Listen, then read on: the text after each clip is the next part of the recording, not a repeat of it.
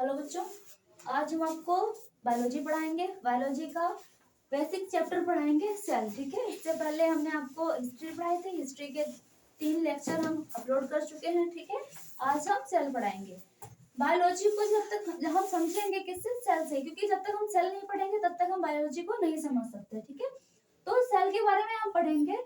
सब सेल का मतलब दूसरा नाम क्या है, ठीक है, यानी कि बायोलॉजिकल इसका नेम है साइटो। सेल को हम किसके नाम से जानते हैं? साइटो के नाम से जानते हैं। ठीक है, सेल की जो स्टडी है वो किसमें करते हैं हम? स्टडी यानी कि इसका अध्ययन किसमें करते हैं? साइटोलॉजी में।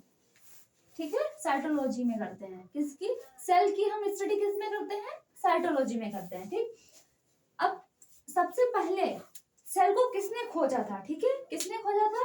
यानी कि फादर ऑफ सेल, यानी कि जनक कौन है? Robert Hooke.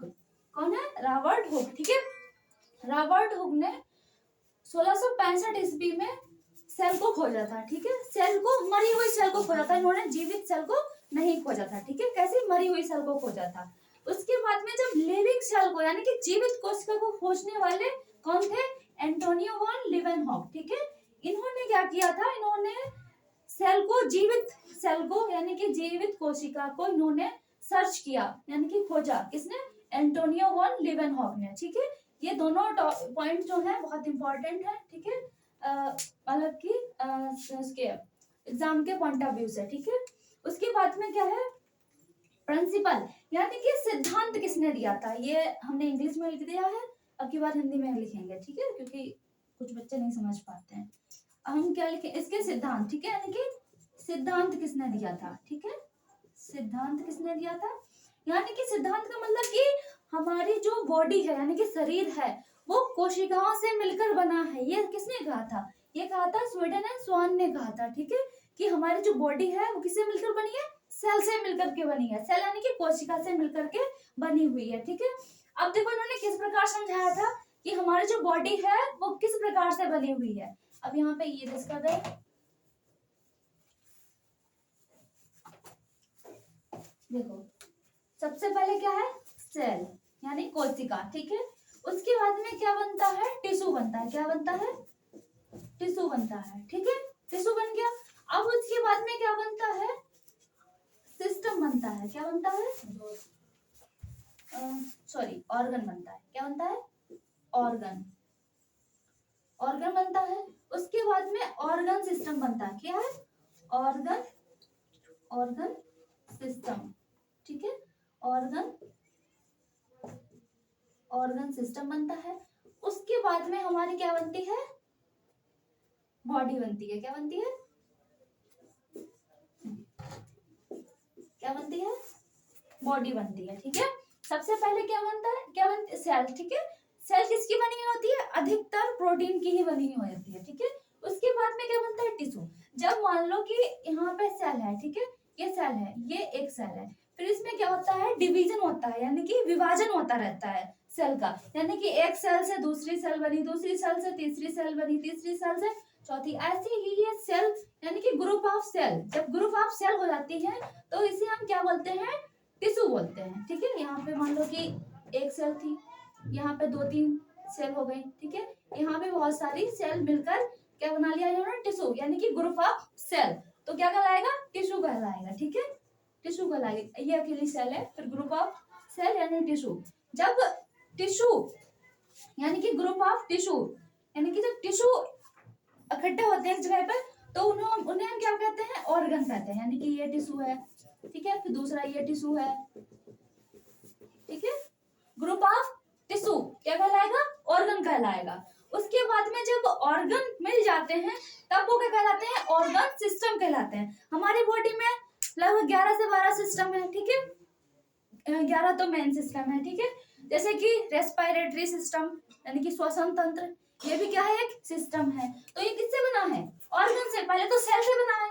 ठीक है, उसके बाद में क्या बना? ये टिश्यू से मिलकर बना। जब सेल बनेंगे तो टिश्यू बनेगा, टिश्यू बनेंगे तो ऑर्गन बनेगा। ऑर्गन की जैसे कि इसमें लंग्स बन गए, तो लंग्स क्या है? एक ऑर्गन है। ठीक है, उसके बाद में क्या बनेगा? Organ system. ऑर्गन सिस्टम बन गया। ऑर्गन सिस्टम से उसके बाद में क्या बनेगी? पूरी बॉडी। जब ऑर्गन सिस्टम मिलेंगे, ठीक है, जैसे कि हार्ट, ठीक है, रेस्पिरेटरी सिस्टम मिल गया, लंग्स वाला, ठीक है, वो सॉरी मतलब कि हाँ कार्डियक सिस्टम मिल गया, रेस्पिरेटरी सिस्टम मिल गया, ठीक है, डाइजेस्टिव सिस्टम मिल गया, ये सारे सिस्टम, ठीक है, लिम्फेटिक सिस्टम मिल गया, ठीक है, और ये स्केलेटन सिस्टम मिल गया। तो ये सब मिलके क्या बनाएंगे, एक बॉडी बनाएंगे, ठीक है। मसल सिस्टम, ये सब क्या है सिस्टम, आगे हम इनके बारे में पढ़ेंगे धीरे धीरे, जितने भी 11-12 सिस्टम है इनके बारे में भी स्टडी करेंगे, ठीक है।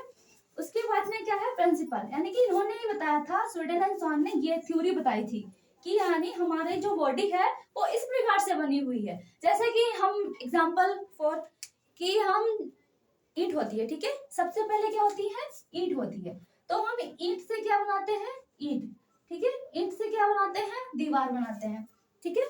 अब जैसे कि सेल में भी बहुत सारे ऑर्गन होते हैं, इसीलिए ईंट को जोड़ने के लिए बहुत सारा मसाला चाहिए नहीं होता है, तो जब हम सेल में भी बहुत सारे अंदर पार्ट होते हैं उसके, और जब ईंट को हम जोड़ते हैं उसको भी बहुत सारी चीजें जरूरत होती हैं, तो फिर क्या बनती है, दीवार बनती है, ठीक है, क्या बनती है, दीवार बनती है।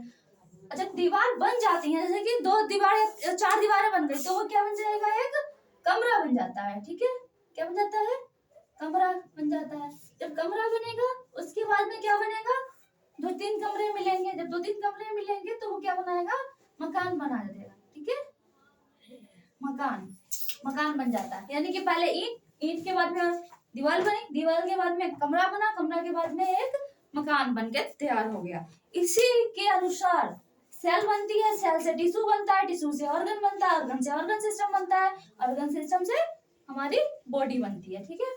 अब इधर समझो, वर्ल्ड में सबसे स्मॉलेस्ट, ठीक है, सेल कौन सी है, माइक्रोप्लाज्मा, ठीक है, माइक्रोप्लाज्मा की जो सेल है वो सबसे स्मॉलेस्ट है, यानी कि इससे छोटी दुनिया में कोई भी सेल नहीं है, सेल तो वैसे भी छोटी होती है, ठीक। सबसे लार्ज सेल, यानी कि सबसे बड़ी जो सेल होती है वो इग ऑफ ऑस्टिच, यानी कि शुतुरमुर्ग का जो अंडा होता है, ठीक है, उसकी जो यानी कि वो अंडा जो होगा वो सेल ही तो होगा, तो वो सबसे बड़ा, ठीक है, सबसे बड़ी सेल होती है। अब हम आपको समझाएंगे आगे, ठीक है, इसके बारे में कि हमारी ह्यूमन बॉडी में कौन कौन सी सेल बड़ी है, कौन सी छोटी है, और कौन कौन से किस ऑर्गन में कौन कौन सी सेल प्रेजेंट होती है, ठीक है। अब हम इसे इरेज कर रहे हैं।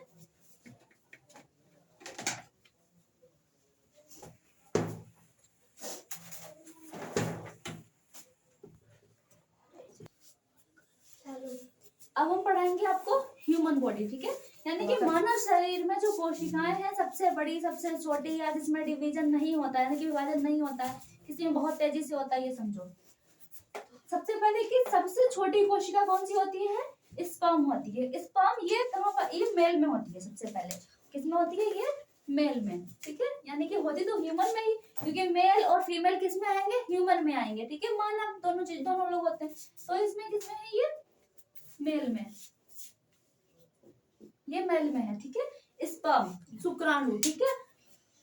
उसके बाद में क्या है, सबसे बड़ी कोशिका, सबसे बड़ी जो कोशिका होती है वो ओवम होती है, यानी कि अंडाणु, ये होती है फीमेल में, यानी कि महिला में, ठीक है, फीमेल में।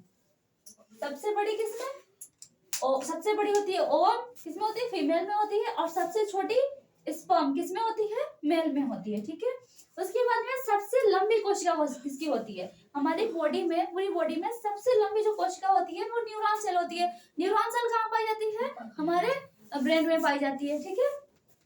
उसके बाद में तेज विभाजन, ठीक है, यानी कि सबसे फास्ट जो डिवीजन होता है वो किसमें होता है, लीवर में होता है। हमने बताया कि आपको कि एक सेल से दूसरी सेल, दूसरी सेल से तीसरी सेल, ये सबसे तेज किसमें होता है, लीवर में होता है। अगर हम लीवर को काट दें तो वो खुद ब खुद अपने आप ही भर जाएगा।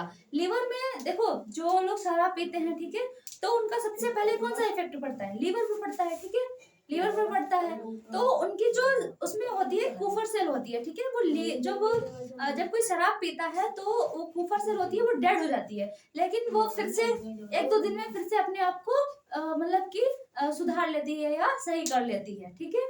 उसके बाद में क्या है, विभाजन नहीं होता है। जो न्यूरॉन होता है, यानी कि हमारे न्यूरॉन सेल होती है, कहाँ होती है, हमने बताया कि हमारे ब्रेन में होती है। न्यूरॉन सेल में क्या होता है कि बिल्कुल भी डिवीजन यानी कि विभाजन नहीं होता है, हमारी बॉडी की एकमात्र सेल जिसमें बिल्कुल भी, ठीक है, क्या होता है, विभाजन नहीं होता है। कौन सी, न्यूरॉन सेल। अब क्या है इसमें कि जो हमारा कैंसर बनता है, कैंसर कैसे बनता है, कैंसर बनता है यानी कि डिवीजन से, यानी कि सेल के डिवीजन से।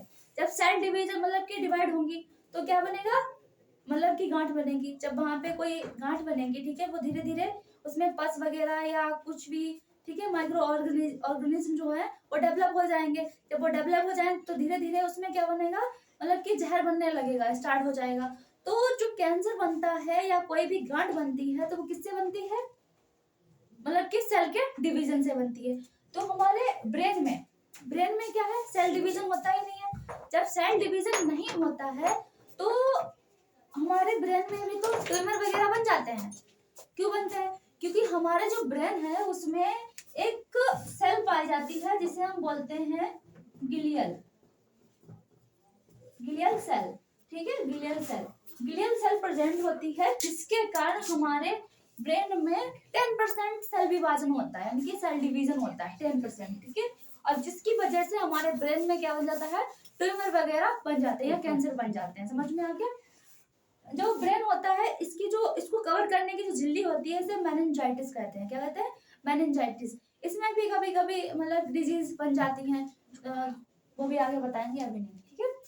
इतना समझ में आ गया कि हमारी बॉडी के सबसे मतलब कि सबसे लार्ज, ठीक है, सेल कौन सी है, स्पर्म है, ठीक है। उसके बाद में सॉरी सबसे छोटी स्पर्म, उसके बाद सबसे लार्ज कौन है, ओवम है, ठीक है। सबसे लंबी कोशिका कौन सी है, न्यूरॉन है, यानी कि सबसे लंबी, ठीक है, न्यूरॉन के बारे में हमने आपको बता दिया, ठीक है। इसमें सेल विभाजन नहीं होता है, लेकिन फिर भी हमारे ब्रेन में क्या हो जाता है, ट्यूमर हो जाता है। किसकी वजह से, ग्लियल सेल की वजह से, ठीक है। और ट्यूमर किस प्रकार से, कैंसर किस प्रकार से होता है, ये भी समझ में आ गया होगा, ठीक। और सबसे तेज विभाजन किस में होता है, लीवर में होता है, ठीक है। लीवर को हम हिपोटिक